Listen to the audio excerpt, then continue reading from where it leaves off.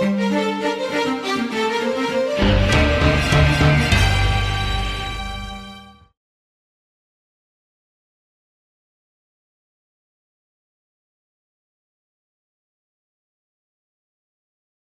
tardes, bienvenidos todas y todas a esta conferencia. Mi nombre es Benjamín Temkin, soy profesor investigador aquí en la Flaxo y un poco en sustitución de quien normalmente lo hace, voy a presentar con muchísimo gusto a mi colega y amiga, la doctora Giovanna Valenti. El tema del que nos estará hablando la doctora Valenti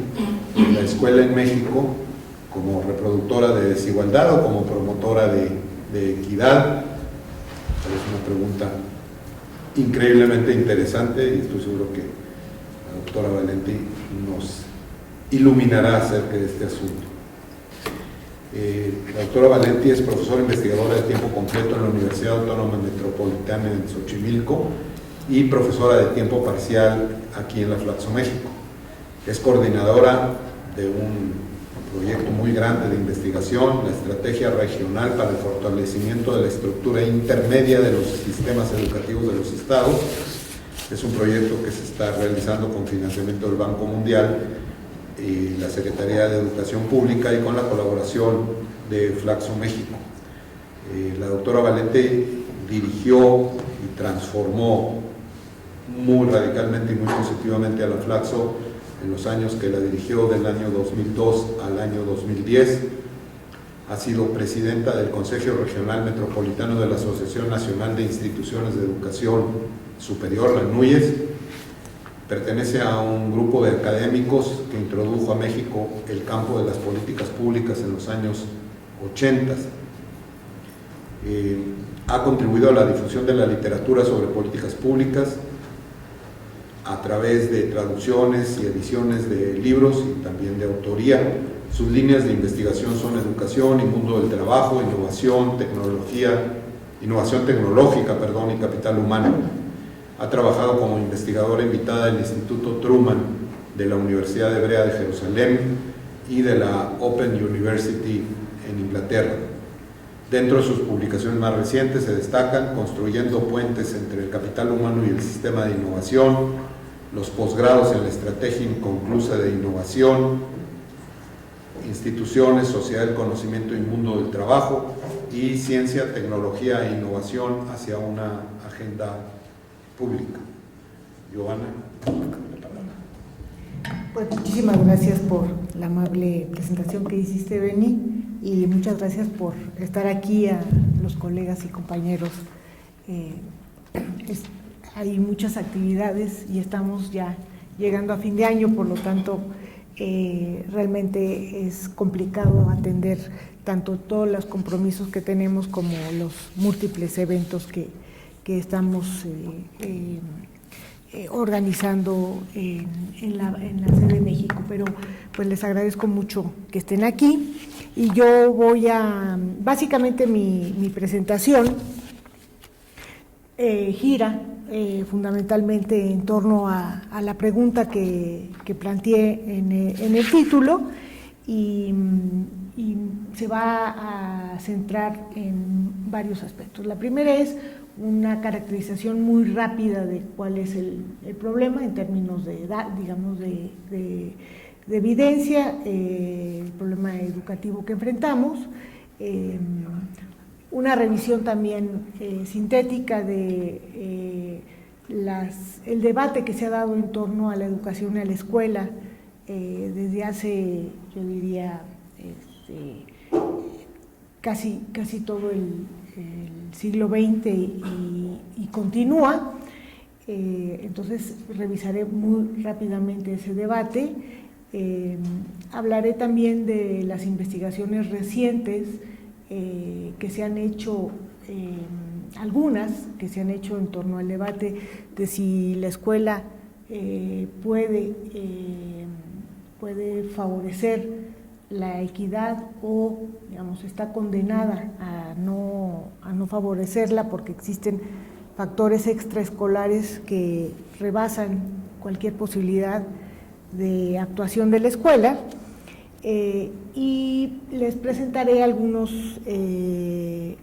hallazgos de una investigación que estamos realizando en Flaxo, México, que también tiene ya algunos años de haberse iniciado y que continuará. Entonces les presentaré algunos hallazgos, así como lo que estaríamos por hacer. Entonces, de entrada, lo que quiero decirles es que no es una investigación que realice solo yo, la realizamos varios investigadores de la Flaxo México, fundamentalmente colegas de la Unidad de Métodos e Información Estadística. Son Ulises Flores, los coloqué por orden alfabético para que no nos sintamos ninguno, Ulises Flores, Nelson Flores, Marisol Luna, Rodrigo Salazar y yo. Como parte de este trabajo que hemos venido haciendo durante varios años,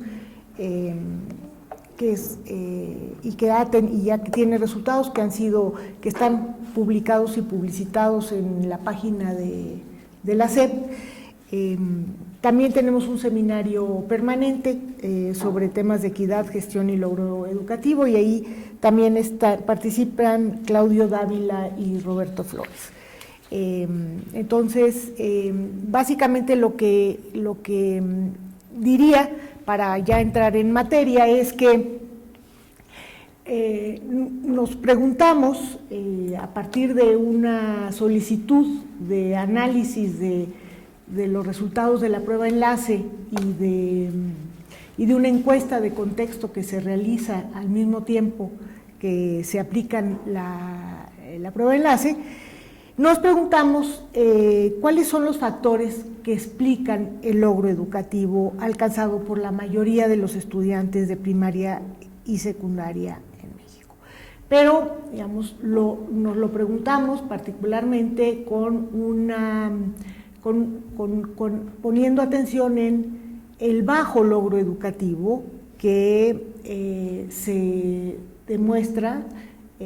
palpablemente en dos pruebas que tienen un carácter bastante, digamos, yo diría, objetivo en términos de la medición que hacen de los conocimientos. Por un lado PISA, la prueba PISA, y por otro lado la prueba enlace. Entonces, a partir de esto, digamos, de esta pregunta, y de la realidad que enfrentamos, que es que casi las 2/3 partes de los estudiantes en general es de todos los niveles, pero voy a usar, digamos, un ejemplo para no abrumar con datos, sino nada más dar un poco la orientación de nuestro trabajo. Y por supuesto, quinto de primaria no difiere mucho de lo que pasa en sexto de primaria, y tampoco difiere mucho de lo que pasa en secundaria. Son algunas las variaciones, pero realmente, digamos, lo contundente es que casi las 2/3 partes de los estudiantes en México tienen una calificación de insuficiente y elemental. Son muy pocos los estudiantes que alcanzan la calificación de excelente. Fíjense ustedes que es alrededor del 5%. Entonces, digamos, esto evidentemente nos señala un problema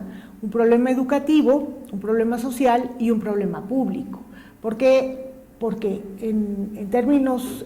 sociales, porque evidentemente está, digamos, la población y los individuos están teniendo problemas con los aprendizajes y con el aprovechamiento en la escuela, que se asocia, por supuesto, con el tema educativo, y problema público porque evidentemente sabemos que la escuela y la educación son factores de movilidad social. A pesar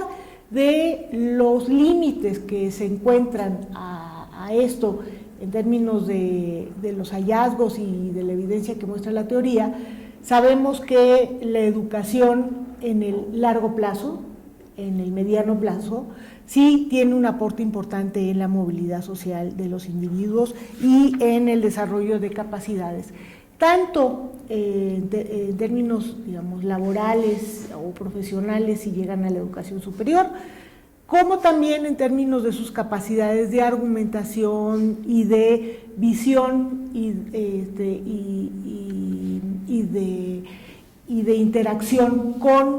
en los diversos ámbitos en los cuales nos movemos los individuos, sea digamos, la colonia en la que vivimos, sea ¿no? el espacio, incluso la familia, los mismos intercambios a nivel de ser un consumidor, de ser un productor, etcétera. Entonces, bueno, estos elementos son preocupantes y además son un problema público, porque evidentemente entre menos capacidades tenga la población de un país, menos posibilidades tiene ese país de crecer, tanto en términos de su ambiente democrático y participativo y por supuesto en términos productivos. Eso hay muchas investigaciones que lo demuestran, no me voy a detener en esto. Entonces, el punto acá es que, y les muestro digamos, los resultados. México, incluso sabemos ya, y ya di los datos a nivel nacional, hay algunas variaciones entre las entidades federativas, eso también lo estamos investigando y hemos encontrado algunas variaciones. En algunas entidades federativas hay un mayor logro educativo, pero digamos en general la media nacional es una media que tiende a la baja, a un bajo desempeño. Si además nos comparamos internacionalmente, estamos bastante por debajo del promedio de la OCDE, como ustedes lo ven, y incluso estamos por debajo de países como Chile y un poquito arriba de países como Brasil, pero si no nos apuramos seguramente realmente yo creo que podemos permanecer en el lugar o bien ser superados por algunos de los países que están por debajo de nosotros. Debo decir, para también no ser tan pesimista, que ha habido algunos avances. Yo les muestro los avances a través de la prueba PISA, pero en realidad también hay una gráfica que tengo, pero que no la incorporé, donde vemos que ligeramente entre el 2007 y el 2011 hay, digamos, ligeros avances en términos de rendimiento, pero son muy pequeños, muy poco importantes. Entonces, aun cuando estemos avanzando, este avance es muy poco significativo, por lo cual se puede seguir sosteniendo que en realidad el problema continúa. Y no solo eso, el otro elemento que también nos debe de llamar la atención es que México tiene un nivel de gasto en educación, yo diría bastante razonable, estamos alrededor del 8% del PIB, tenemos, no estamos en un promedio bajo, al contrario, y además lo que sabemos es que hay múltiples iniciativas en el país, tanto a través de la Secretaría de Educación Pública como de las Secretarías de Educación de las entidades federativas, como para ir resolviendo o encontrando pautas de solución a la problemática que estoy caracterizando ahora nada más a través del logro educativo, pero si además nos metemos en la tasa de reprobación, también vamos a encontrar problemas, hay también problemas con el abandono escolar, etcétera. Pero me quiero referir básicamente a esto porque la investigación que hicimos fundamentalmente toma como referente estos resultados. Entonces, la idea un poco, digamos, ante esta problemática, a nivel de la investigación y a nivel de la reflexión que hacemos fundamentalmente en el seminario y que además es ampliada en términos de otros equipos de investigación de la Flaxo, los mismos diplomados que ofrecemos, la misma especialidad, donde digamos, se trata de reflexionar en torno a esta problemática, porque bueno, es crucial en términos del futuro del país y del futuro de los individuos. Y me voy a referir muy esquemáticamente a un poco los caminos que hemos hecho en términos de la investigación. Tenemos un poco la revisión teórica metodológica, donde hemos reflexionado e incorporado en nuestra investigación algunos elementos de la teoría crítica de la reproducción social y de la teoría del capital humano, donde fundamentalmente lo que se plantea es que en realidad el sistema educativo no logra romper con las desigualdades sociales de los chicos, de los niños, de los jóvenes que llegan a esta escuela, que fundamentalmente privilegia las formas de ser y actuar de los alumnos de mayor posición socioeconómica y que reproduce la desigualdad social, termina reproduciendo la desigualdad, la segregación social. Y, digamos, califican o visualizan, conceptualizan incluso al sistema educativo y a la propia escuela como agencias pasivas frente a la reproducción de la desigualdad social. Digamos que el teórico, digamos, más importante es Bourdieu. Hay otros teóricos, básicamente, digamos, están en la corriente de la teoría crítica de la reproducción social y insisten en que la probabilidad de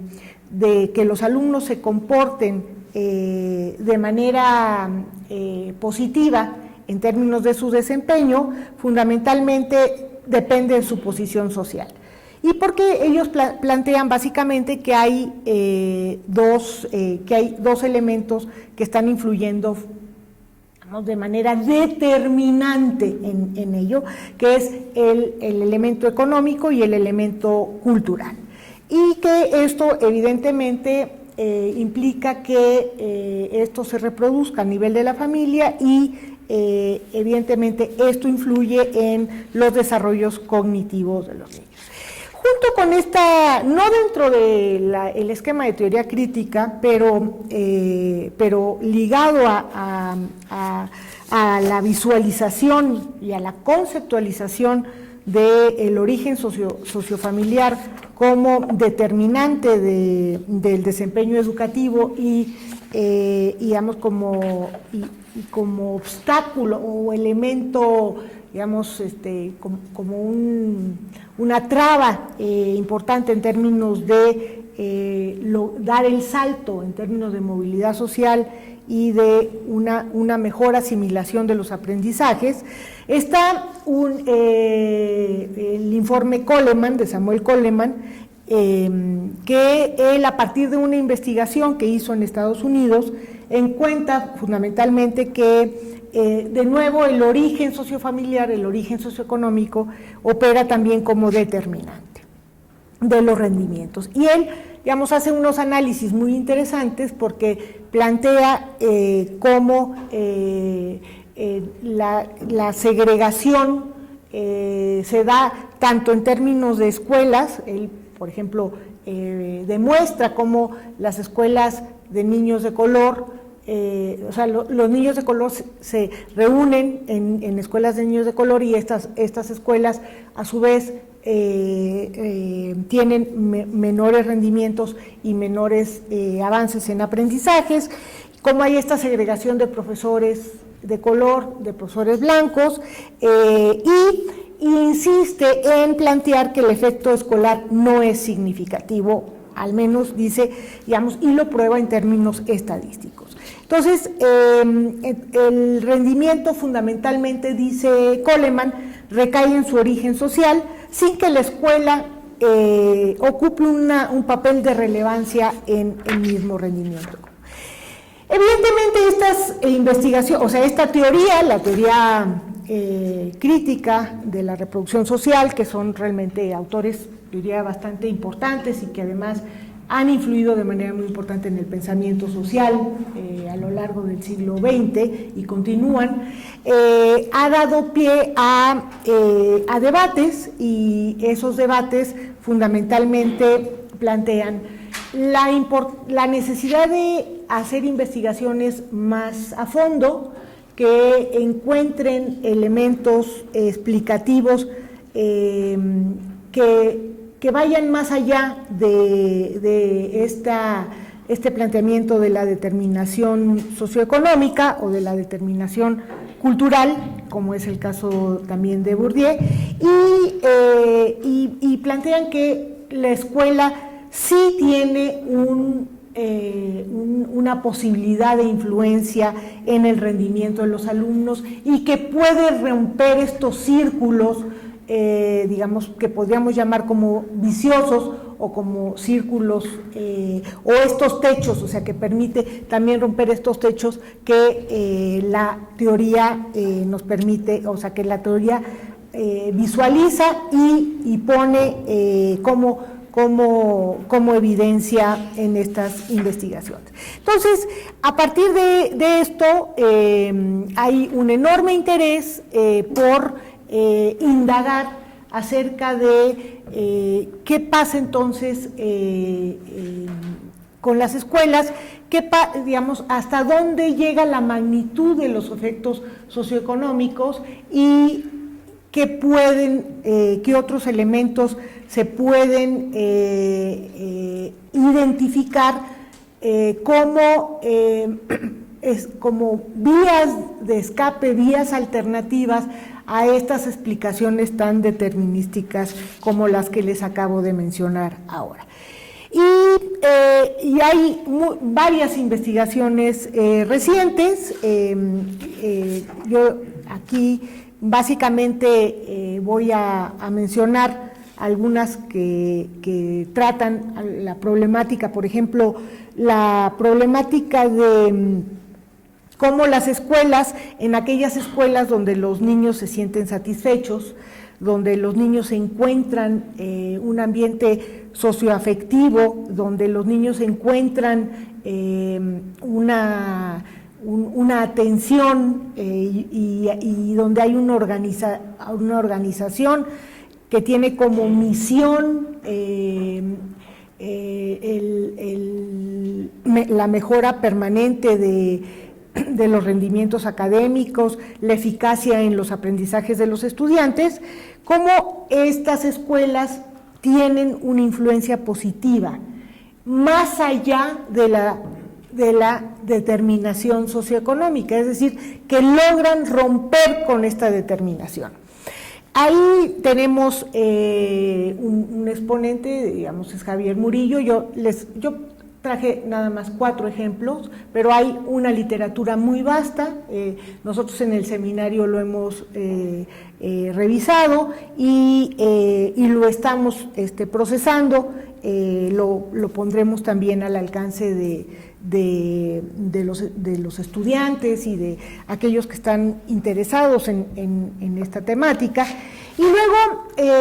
hay otras investigaciones donde fundamentalmente se examinan y se analizan efectos o eventos como es el bullying, como es el padecimiento de los alumnos, de los jóvenes, de los niños, de maltratos familiares o de maltratos escolares, separando entre el maltrato escolar y el maltrato familiar, y planteando que esto lleva a bajas autoestimas de los niños y que evidentemente esto incide en cuestiones, en aspectos del logro académico. Entonces, por un lado está la determinación socioeconómica, más bien aquí sociofamiliar, pero por otro lado tenemos también cómo si las escuelas atienden estos fenómenos de maltrato y por lo tanto se convierten en lo que después en lo que van a ser, digamos, escuelas bien gestionadas, bien dirigidas, con ambientes propicios, se puede entonces romper. O sea, los investigadores encuentran que sí existe esta influencia, pero al mismo tiempo eso nos permite, nos da una vía también de salida para encontrar explicaciones de que si eso se logra disminuir, sobre todo lo que está al alcance de la escuela, evidentemente se va a poder tener mejores resultados en términos de los aprendizajes. Y bueno, aquellos estudiantes, por ejemplo, plantea en Chile una investigación interesante donde plantean que aquellos estudiantes que tienen mejores logros educativos, cuando los padres les otorgan a la escuela y a la educación un valor sustancial, y sin embargo, digamos, a partir de esto que estaría dentro de la línea de la teoría que se está debatiendo, también se plantea cómo esta atención por parte de los padres es promovida por la escuela y por lo tanto al promoverse por la escuela y al ver esta interacción positiva entre escuela y padres de familia, se logra romper también este círculo vicioso de la determinación sociocultural o socioeconómica en términos de los aprendizajes. Y ahí entonces, de ahí la importancia de también poner atención en qué está pasando en las escuelas, cómo las escuelas al funcionar de determinada manera pueden entonces romper con el factor determinista señalado por las teorías que ya mencioné. Bueno, entonces esto fundamentalmente da pie a un movimiento, bueno, una teoría, pero que incluso se le ha llamado el movimiento de las escuelas eficaces, donde se formulan a nivel teórico, conceptual, pero también, por supuesto, metodológico, porque también se hacen investigaciones sobre esto y hay evidencia sobre estos elementos, se empiezan a plantear elementos que son importantes en términos de este factor escuela como posibilitador de la determinación socioeconómica y sociocultural. Y entre los principales conceptos que se plantean es los conceptos de sentido de comunidad, de liderazgo, de clima escolar y aula, el hecho de toda la parte de las expectativas de padres y estudiantes, de padres y docentes y directivos con respecto a los aprendizajes y a los logros de los niños, la organización del aula, elementos de seguimiento y evaluación y compromiso de la comunidad. Esto es fundamentalmente, estos elementos tienen que ver con esta teoría, que se llama movimiento de escuelas eficaces o es toda la parte que es School Management, que también tiene que ver, digamos que se desarrolla en la teoría anglosajona, pero que en América Latina ha tenido un desarrollo muy importante. Entonces, ante este debate, que es un debate me parece muy importante, dada la crucialidad del tema educativo, y no es el tema, sino de la educación para el desarrollo de las sociedades y particularmente para lograr que tanto nuestra sociedad como nuestra economía den saltos cualitativos. Lo que voy a plantearles es cómo estos elementos que les he presentado de manera muy esquemática y muy sintética están presentes en en las investigaciones y en los hallazgos que hemos tenido a partir de esta investigación que hicimos originalmente para la Secretaría de Educación Pública, pero que ya es una investigación que está instalada dentro digamos, de la agenda de investigación de la Flaxo, específicamente dentro de la UMIE, y que además ha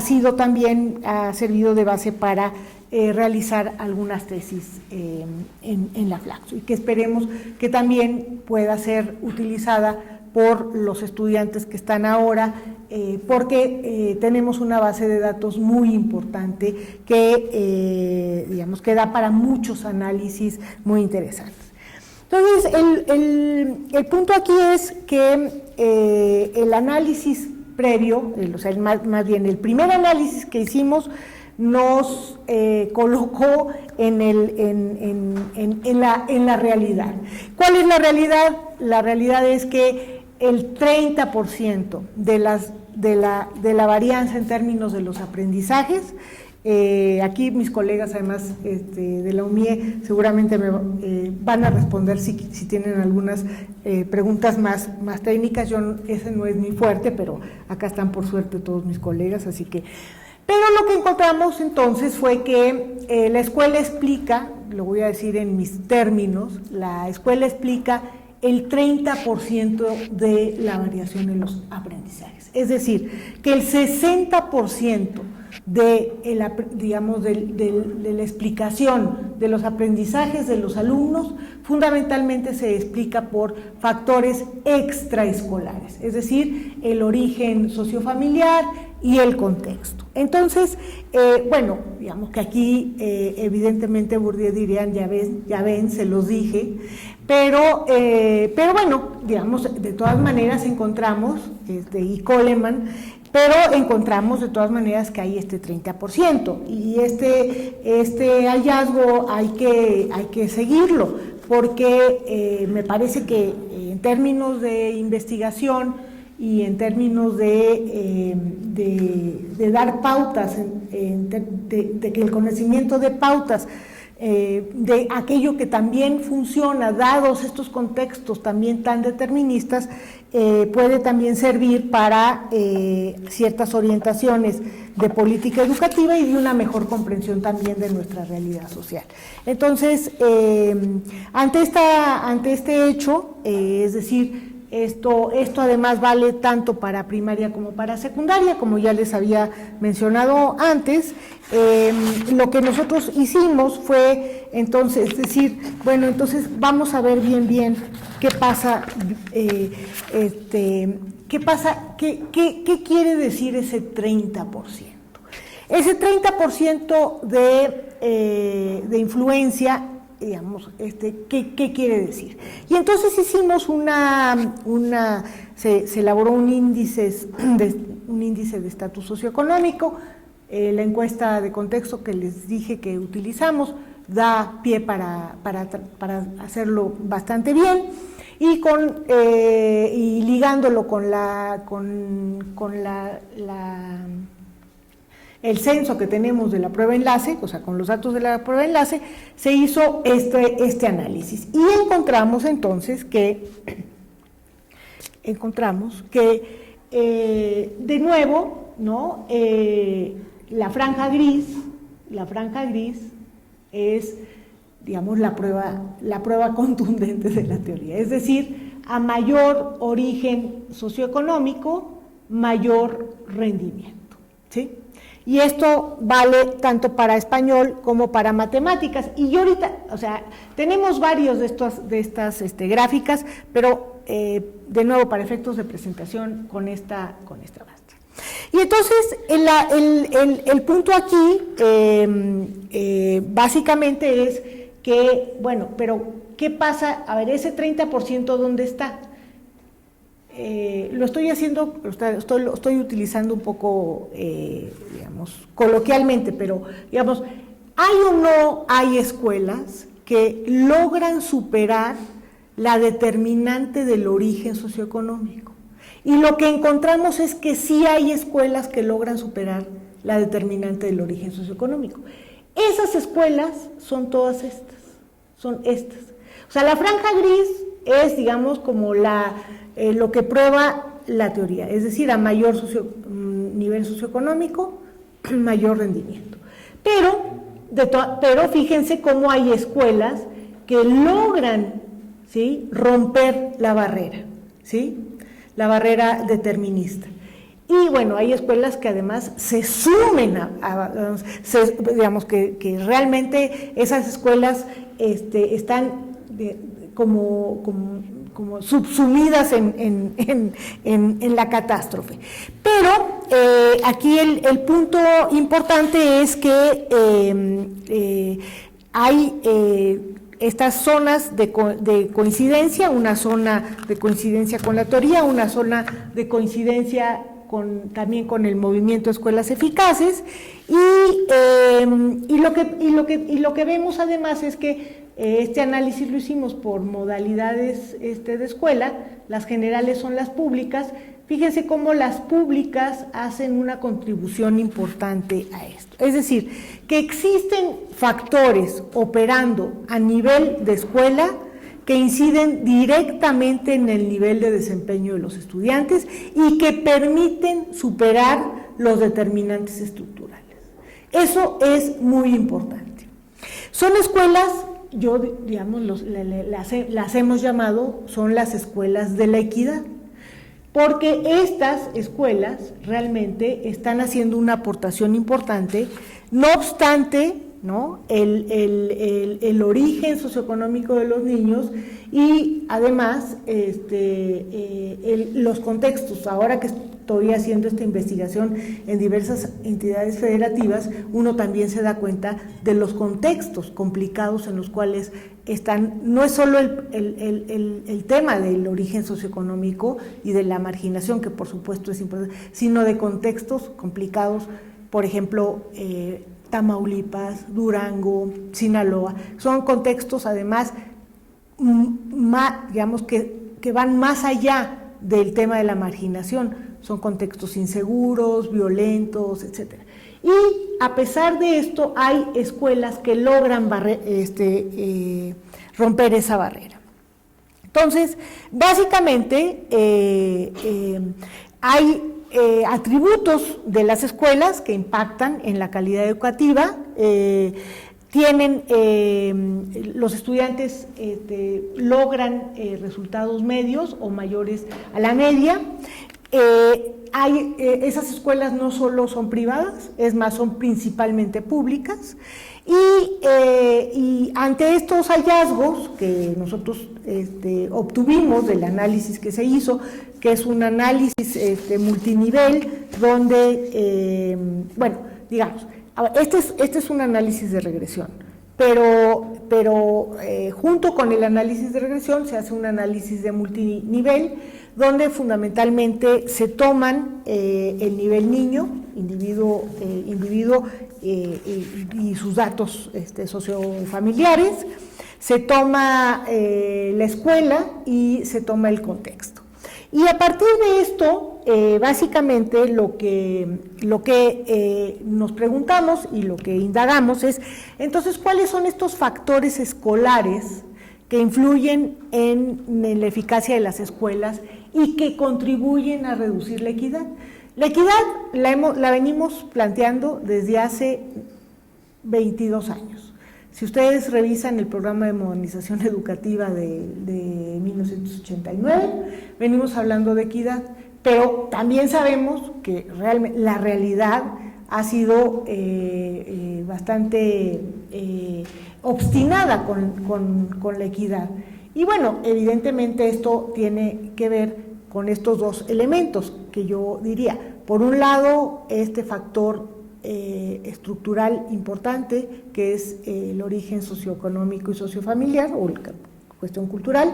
pero también hay otro factor importante, que es las fallas en política educativa, que esas evidentemente hay que tomarlas en cuenta para ver qué es posible corregir. porque si no, bueno, pues nos cruzamos de brazos y entonces seguimos en el mismo barco diciendo que en realidad la escuela influye muy poco, que puede influir muy poco y que se puede hacer muy poco. Evidentemente puede influir, al menos influye en un 30% y puede subir esa influencia, evidentemente, y además, digamos, ese es el objetivo de la política y de la educación, porque si no, en realidad, digamos, estaríamos ante el marco de lo que justamente planteó Bourdieu, que lo planteó muy bien en términos generales, es una teoría general, pero que después incluso ha sido debatida y revisada por otras corrientes aunque la teoría es muy importante, también sabemos que las políticas públicas deben de estar orientadas a resolver esos problemas. Y ya señalé que es un problema público, no es solo un problema educativo el que tenemos enfrente. Entonces, bueno, el punto es que ante este análisis que ya les mencioné así a grandes rasgos, las preguntas las agrupamos en preguntas que están directamente relacionadas con el individuo, con la escuela, con el contexto, en términos de la encuesta que se aplica, y yo les puedo decir en términos muy contundentes que a nivel de la escuela, los factores, obviamente desde la perspectiva de la encuesta, los factores que influyen de manera más importante es el involucramiento del profesor con el estudiante y grupo, es decir, que el docente es crucial, pero es crucial no solo por lo que sabe, sino y por los cursos que tomó, que también son importantes, aunque no pesan tanto, sino por el trabajo cotidiano que hace con el grupo y con los estudiantes. El nivel de exigencia de la escuela, ojo, aquí exigencia no quiere decir que sea una escuela autoritaria, no, el que les exijan a los niños constantemente y que además lo asocien esto a expectativas, Esa la voy a plantear. La puse aquí porque ahí, es que a veces también, miren, a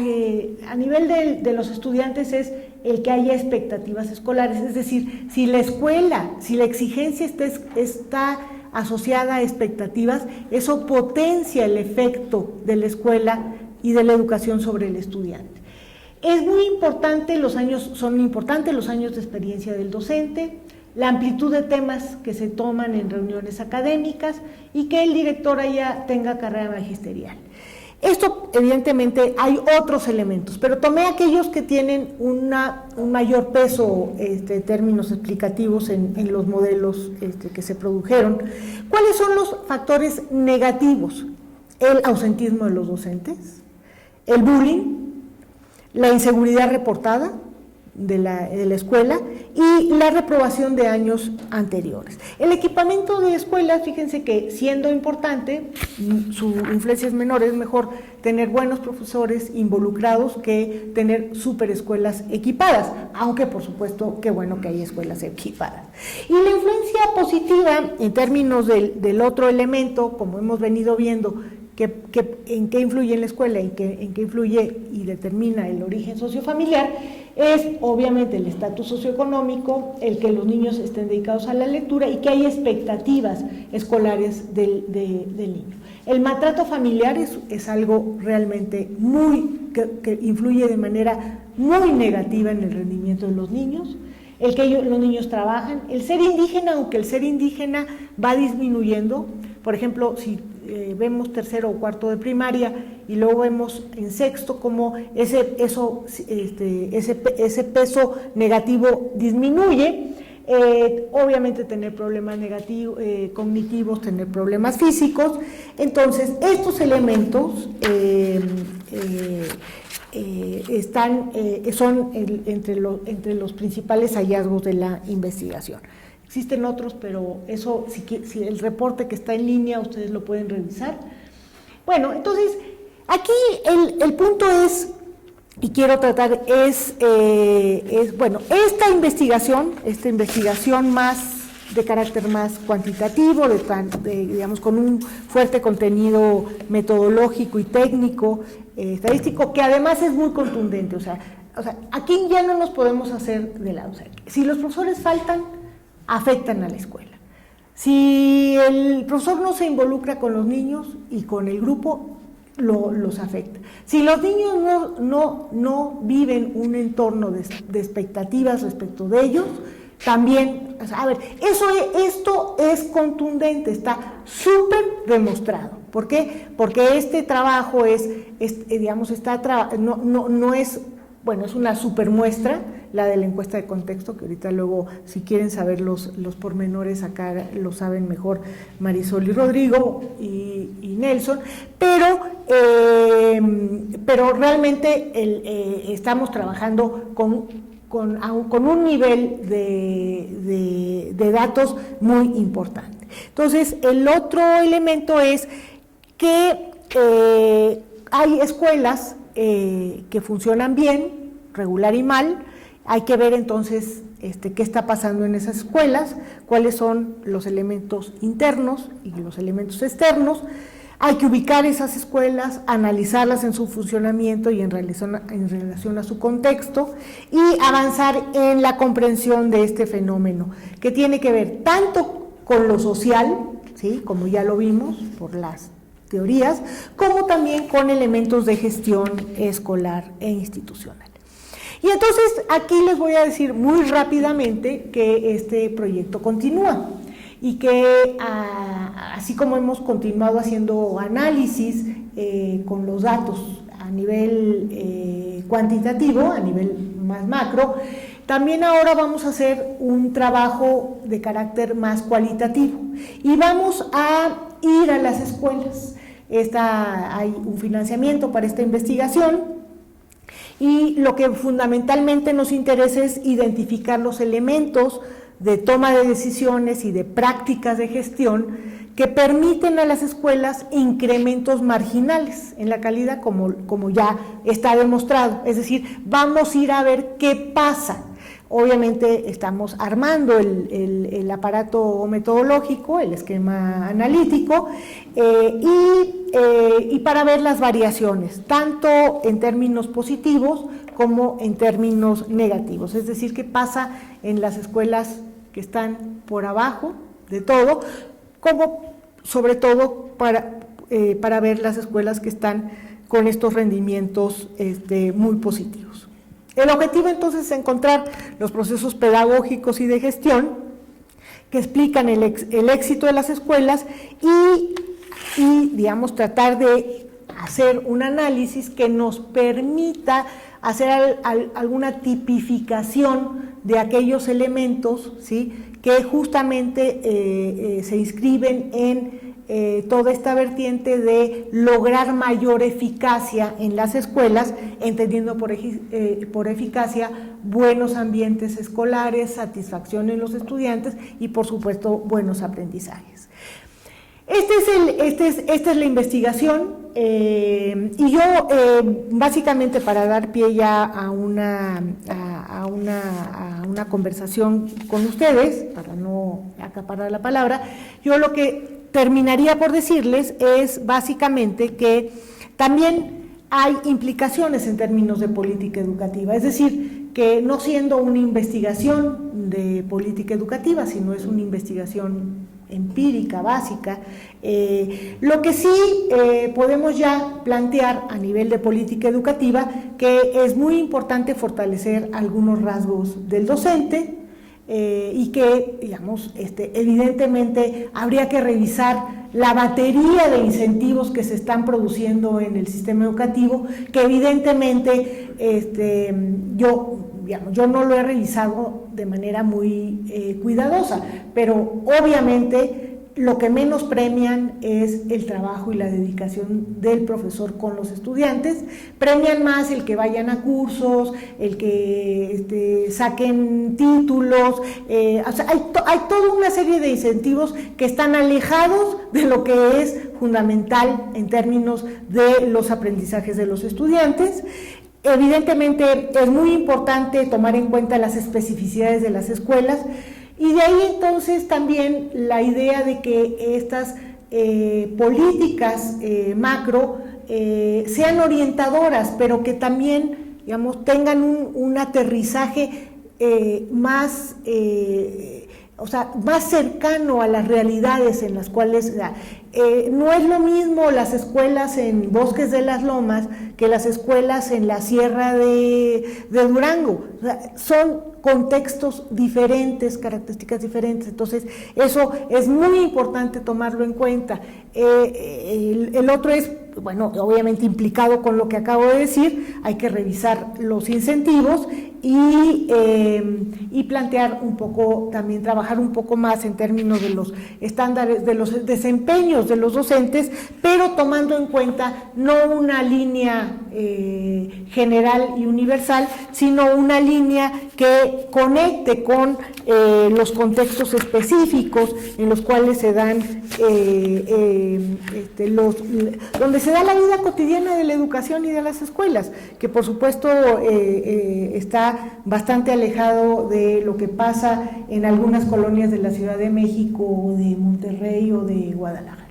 y que de todas maneras tiene un peso muy importante en términos de los aprendizajes y del impacto que la educación puede lograr en la sociedad a través de el mejoramiento de los individuos en términos de sus conocimientos, de sus capacidades, y además de su empoderamiento como seres humanos, porque si, digamos, los chicos, digamos, viven en contextos digamos, de maltrato, de opresión, de bajas expectativas, etcétera, pues evidentemente eso los va a afectar como individuos, y eso finalmente, digamos, no solo es un problema individual, sino es un problema social. Con esto termino. Muchas gracias por su atención.